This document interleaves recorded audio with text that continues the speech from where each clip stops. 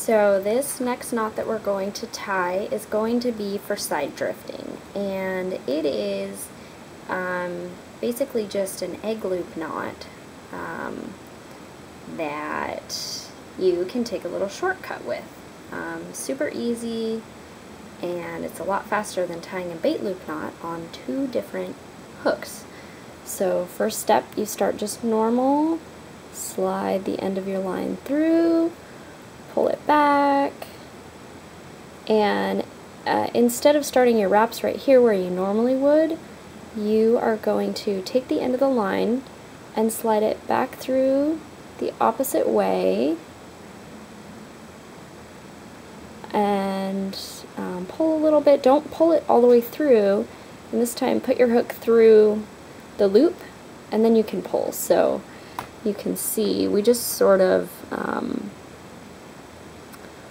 looped it around so it pulls tight, but I don't actually have to tie a whole knot, and it will stay just fine. So then with our next hook, we are going to slide the line through the opposite way we normally would with a bait loop knot, and slide it all the way down. And you had this tag here. This tag should be fairly long from the first hook that we tied, and we actually want to slide that up the hook shank as well and through the eye of the second hook.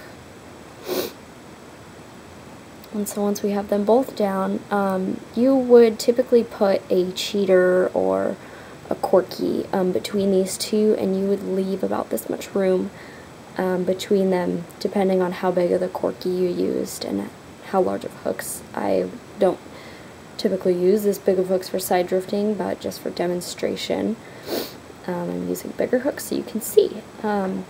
So this is where you can kind of drop your tag and you can start your wraps. You do want to make sure that you are starting the wraps very, very tight here, because you are holding that tag in place, and I mean, if that slid out, then your bottom hook slides out. So you're going to wrap around all the way down the shank. Since you actually do put bait up here, the more wraps the better, because it won't cut your bait in half. So we're going to keep wrapping. And once we get down pretty far, we can hold it in place, take the end of our leader, slide it on through just like we normally would, and we will hold the knot in place and start your wraps here.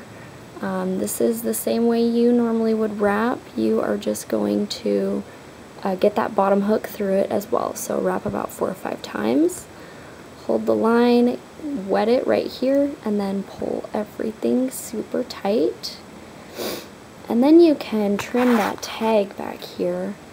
You don't want to trim it all the way out just to be safe, so I would just trim it about there. Make sure everything is tight, everything's in line.